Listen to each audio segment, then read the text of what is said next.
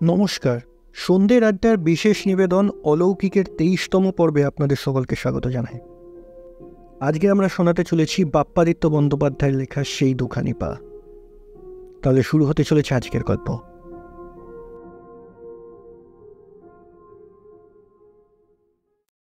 শুরুতেই জানিয়ে রাখি, ঘটনাটা আমার স্বচক্ষে দেখা নয়, শোনা। এই ঘটনাটা আমি যার কাছে জেনেছিলাম তিনি নিজেই ছিলেন এই কাহিনীর এক অন্যতম চরিত্র। সত্য, মিতভাষী ও পরোপকারী এই মানুষটার প্রকৃত নাম আমি গোপন রাখছি। শুধু তোমাদের সামনে অবিকল তুলে ধরছি ভয়ঙ্কর সেই কাহিনী। 1947 সারা ভারতবর্ষে তখন লুঠত রাজ। 46-এর দাঙ্গা হাঙ্গামার জের চলছে। দেশের অর্থনীতি, রাজনীতি, সমাজ জীবন টালমাটাল। এমনই এক সময় আলোচ্য কাহিনীর বক্তা ভদ্রলোক, নাম সত্যেশ্বর, আসামের যাত্রা করলেন। উদ্দেশ্য সার্ভেয়ার হিসেবে পুরনো রেকর্ডপত্র ঘেটে দেশ বিভাগের পর আসামের কতটুকু ভারতে থাকবে আর কতটুকু পাকিস্তানে থাকবে তা স্থির করা।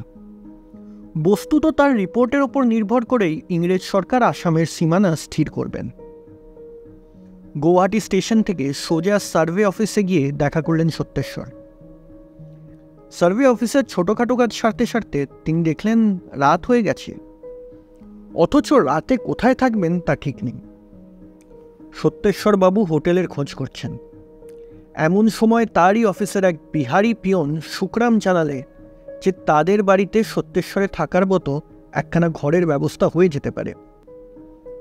ঘটনাচক্রে শুকরামদের বাড়িতে সে রাতে আশ্রয় পেয়ে সত্যেশ্বর নিঃসন্দেহেই আশ্বস্ত হলেন। সৎ হলেও গৃহস্থ বাড়ির আপ্যায়ন আর মফস্বলের হোটেলের অভ্যর্থনার মধ্যে বিস্তর ফারাক আছে। তা সত্যি শুকরামের বাড়িতে সে রাত ভালো আপ্যায়নই পেলেন তিনি। শুকরামের স্ত্রী পর্দানাসীন, অর্থাৎ বাইরের পুরুষ মানুষের সামনে বেরোন না, কিন্তু তার দুই মেয়ে পূর্ণিমা আর সরস্বতীয়া দুজনেরই বয়স 12 থেকে 14-এর মধ্যে। গাওয়া ঘি, পটল ভাজা, মুগ ডাল, আচার দিয়ে হাতে গড়া রুটি গোটা 10 খেয়ে ফেললেন সত্যেশ্বর। খাওয়ার সময় তার পাশে বসে সরস্বতীয়া হাওয়া করতে লাগলো, আর পূর্ণিমা নিল পরিবেশনের ভার। খাওয়ার পাট চুকলেই সত্যেশ্বর একটু লজ্জিত কণ্ঠে জানালেন তার এত বেশি খাওয়াটা উচিত হয়নি। সঙ্গে সঙ্গে হাঁ হাঁ করে প্রতিবাদ জানালো শুকরাম আর তার দুই মেয়ে। মনে হলো অন্তঃপুর থেকে তার গৃহিণীও তাদের সমর্থন জানালেন। তিনি অতিথি, হয়তো শুকরামদেরই যত্নের ত্রুটি হয়ে গেছে। আঁচিয়ে উঠবার পর পূর্ণিমা এক খিলি পান সেজে আনল। শুকরামের বাড়িতে বিদ্যুতের ব্যবস্থা নেই, হ্যারিকেনই ভরসা। এমন সময় উঠোনে কারোর গলার আওয়াজ পেয়ে সবাই হঠাৎ চমকে উঠল। শুকরাম হ্যারিকেন হাতে বাইরে এসে দেখল সার্ভে অফিসের সত্যেশ্বরবাবুর সহকর্মী শেখ মহিউদ্দিন উঠোনে দাঁড়িয়ে আছেন। যদিও হিন্দু মুসলমানের বিভেদ সে সময় সমাজকে বিষাক্ত করে তুলেছিল, কিন্তু সরকারি অফিসের কর্মীদের মধ্যে সেটা বিদ্যমান ছিল না। এত রাত্রে আরেকজন সহকর্মী তার খোঁজ নিতে এসেছে দেখে সত্যেশ্বর খুশি হলেন। তিনি শেখ সাহেবকে ডেকে এনে ঘরের মধ্যে বসালেন। শেখ সাহেবের বয়স 60 ছাড়িয়েছে, মুখে সাদা লম্বা দাড়ি, আর ছোট কালো ফ্রেমের চশমা তাকে একটা আলাদাই ব্যক্তিত্ব দিচ্ছে। কথা তিনি বলেন কম, শোনেন বেশি। দেশের রাজনীতি, মূল্যবৃদ্ধি ইত্যাদি নিয়ে তাদের আলোচনা দেখতে দেখতে বেশ জমে উঠল। রাত যখন প্রায় 10:30, পূর্ণিমা এলো সত্যেশ্বরবাবুকে শুতে ডাকতে। শেখ সাহেবও যাবার জন্য উঠে দাঁড়ালেন। পূর্ণিমার পিছন পিছন তার জন্য নির্দিষ্ট শোবার ঘরটির দিকে চললেন সত্যেশ্বরবাবু। তবু কিছু দূর গিয়ে তার খেয়াল হলো বৈঠকখানা ঘর থেকে বেরিয়ে আসার সময় শেখ সাহেবের কাছে বিদায় নেওয়া হয়নি। তিনি পূর্ণিমাকে দাঁড়াতে বলে আবার ফিরে গেলেন বৈঠকখানায়। সেখানে তখন শুকরাম ছাড়া আর কেউ ছিল না। সত্যেশ্বরবাবুকে ফিরে আসতে দেখে শুকরাম যেন আটকে উঠল। কি হয়েছে দাসবাবু? সত্যেশ্বর শুকরামকে চমকাতে দেখে অত্যন্ত অবাক হলেন। তবু সে ভাব গোপন রেখে বললেন, শেখ সাহেব কি চলে গেছেন? শুক্রাম মাথা নাড়ল। হ্যাঁ হ্যাঁ, এই মাত্র চলে গেলে। সত্যেশ্বর অজ্ঞতা আবার ফিরে এলেন। পূর্ণিমার কাছে পৌঁছতেই সে দূর থেকে তার ঘরটি দেখিয়ে দিয়ে বাড়ির মধ্যে চলে গেল। সত্যেশ্বরও নীরবে শোবার ঘরের দিকে পা বাড়ালেন। সবে মাত্র কয়েক পা এগিয়েছেন, এমন সময় খপ করে কে যেন তার হাত চেপে ধরল। ভয় চিৎকার করে উঠতে যাচ্ছিল সত্যেশ্বর। সেই ছায়ামূর্তি ইশারায় তাকে শব্দ করে উঠতে বারণ করল। একদম শব্দ নয়। আকাশে তৃতীয়ার মরা চাঁদ, তারই আলোয় সত্যেশ্বর দেখলেন হাত ধরে আছেন শেখ সাহেব। ফিসফিস করে শেখ সাহেব বলেন, দাসবাবু, আমি আপনার জন্যই চলে যেতে পারিনি, আপনি এই মোড়কটা আপনার কাছে রাখুন। বলে শেখ সাহেব তার প্রিন্স কোটের পকেট থেকে একটা বড় সাদা মোড়ক বের করে সত্যেশ্বরের হাতে দিলেন। বললেন, রাতে একবারের জন্য এটা হাতছাড়া করবেন না, খবরদার, তাহলে কিন্তু ভীষণ বিপদ উপস্থিত হবে। সত্যেশ্বর ঘটনার আকস্মিকতায় কিছুটা বিহ্বল হয়ে পড়েছিল। সে জিজ্ঞেস করল, এই কথা কেন বলছেন শেখ সাহেব? শেখ সাহেব তেমনই ফিসফিস করে বললেন, বলবার সময় নেই, কিন্তু এটা হারাবেন না, ভীষণ বিপদ। চলি, খোদা হাফেজ।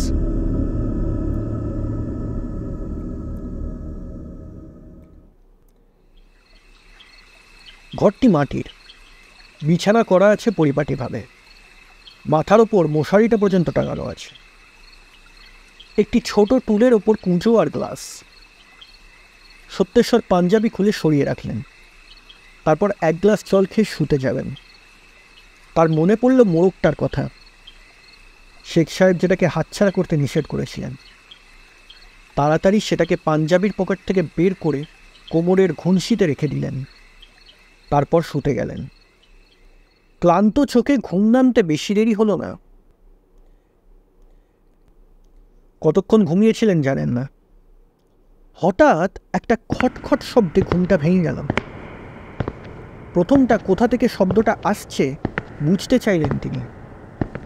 এদিক ওদিক ভালোভাবে নজর করে ঘরের মেঝের দিকে চাইতেই আঁতকে উঠলেন। হ্যারিকেনটা একপাশে কমানো ছিল। তার স্থিমিত আলোয় দেখেন একজোড়া জুতো পরা পা অত্যন্ত দ্রুত ঘরের এ মাথা থেকে ও মাথা পর্যন্ত পায়চারি করছে। পায়ের ওপর মানুষের অবয়ব খুঁজতে গিয়ে সত্যেশ্বরের বুকের মধ্যেটা হিম হয়ে গেল, কারণ সেখানে কোনো মানুষের দেহ নেই। কোনো দুর্বল হৃৎপিণ্ডের মানুষ মারা পড়ত সেই মুহূর্তে, কিন্তু সত্যেশ্বর একেবারেই দুর্বল ছিলেন না। তাছাড়া তার মনে হলো একটা অদৃশ্য শক্তি যেন তাকে সাহস জুগিয়ে যাচ্ছে। বিস্ময় তখন আরও বাকি ছিল। হঠাৎ তিনি দেখলেন ওই দুজোড়া পা ঠিক তার খাটের পাশে এসে দাঁড়িয়েছে। তারপর সেই পা জোড়ার একটা পা উপরে উঠল, সঙ্গে আরেকটা পাও উঠল, অর্থাৎ পা জোড়া তখন সত্যেশ্বর বাবুর বালিশের পাশে। ক্রমে ধীরে ধীরে পা দুটো তার গলার দিকে এগিয়ে এলো। আবার সত্যেশ্বর অনুভব করলেন একটা অদৃশ্য শক্তি প্রবাহ যেন তার শরীর বেয়ে উঠে আসছে। এক অসুরিক শক্তিতে তিনি খাট থেকে মশারি তুলে লাফিয়ে নেমে দৌড়ে ঘরের বাইরে বেরিয়ে এলেন। তার সমস্ত দেহ তখন ঘামে ভিজে চপচপ করছে। মনে হচ্ছে সেই এক রাতেই যেন তার পরমায়ু অর্ধেক কমে গেছে। অত রাত্রে শুকরামের বাড়ির অন্যান্য ঘরের দরজা বন্ধ। টলমল পায়ে কোনো রকমের শুকরামের বাড়ির থেকে বেরিয়ে আচ্ছন্নের মতো তিনি বড় রাস্তায় এসে পড়লেন। পরদিন সকালে সবার আগে দেখা হলো সরস্বতীয়ার সাথে। সরস্বতীয়া তাকে দেখে যেন চমকে উঠলেন, কিন্তু সত্যেশ্বর মেয়েটির দিকে দ্বিতীয়বার ফিরে চাইলেন না। তিনি শুকরামের অপেক্ষায় ছিলেন। এক সময় শুকরাম বেরিয়ে এলো।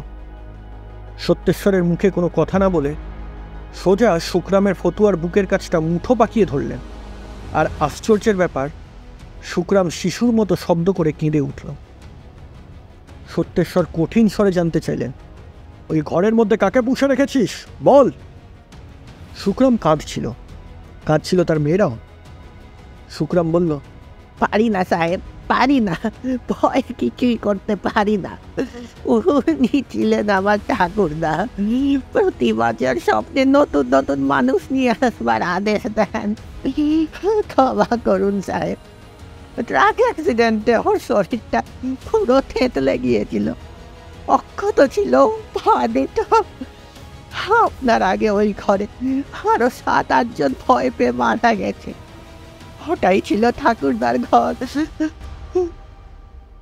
আমি গয়ায় পিণ্ড দিতে চাই, কিন্তু বাড়িতে 3টে মেয়েকে রেখে গয়ায় যেতে সাহস পাই না। এমন কাউকে পাইনি যারা আমার হয়ে গয়ায় যাবে। বাবু, আমায় ক্ষমা করে দিন, আমি ভাবিনি আপনি বাঁচবেন। আমায় ক্ষমা করে দিন বাবু, আমার ভুল হয়েছে। সত্যেশ্বর এখন অন্য মানুষ, গর্জন করে উঠলেন, তাই বলে তুমি নির্দোষ মানুষগুলোকে মৃত্যুর মুখে ঠেলে দেবে? আমি যাব গয়ায়, বলো তোমার ঠাকুরদার নাম। দিনের আলোতে সেই ঘর থেকে নিজের পাঞ্জাবিটা নিয়ে এলো সত্যেশ্বর। সেই দিনই রওনা হলো গয়ায়। প্রেতশিলায় পিণ্ডদান করেছিলেন। সেদিন সেই অভিশপ্ত ঘর থেকে পাঞ্জাবি নিয়ে বেরিয়ে আসবার সময় ঘরের দেওয়ালে দেখেছিলেন একখানা বিবর্ণ ছবি। এক শুষ্ক চেহারার বৃদ্ধ, আরক্ত চোখ দুটিতে রাগত ভাব, আর বৃদ্ধের পায়ের দিকে তাকিয়ে তার আবার বুক হিম হয়ে গেল। তার মনে হচ্ছিল ছবিটা বুঝি জীবন্ত। সে ছবি ঘরের মধ্যেই পুড়িয়ে দিয়ে এসেছিলেন তিনি। শেখ সাহেবকে পরে সব ঘটনা জানাতে তিনি গম্ভীর হয়েছিলেন। বলেছিলেন, যখনই আর এক পিয়ন বৈকুণ্ঠের মুখে শুনলাম যে শুকরাম আপনাকে ওর বাড়িতে নিয়ে গেছে, তখনই বিপদের আশঙ্কা করেছিলাম। ওই সাদা মোড়কটা আমার এক শ্রাদ্ধেয় পীর বাবার তাবিজ। যাই হোক, এই ঘটনার কিছুদিন পরেই শুকরাম ওই বাড়ি ছেড়ে, চাকরি ছেড়ে দেশে ফিরে যায়। আর পিণ্ডদানের পর সে ঘরের বদনামও আর শোনা যায়নি।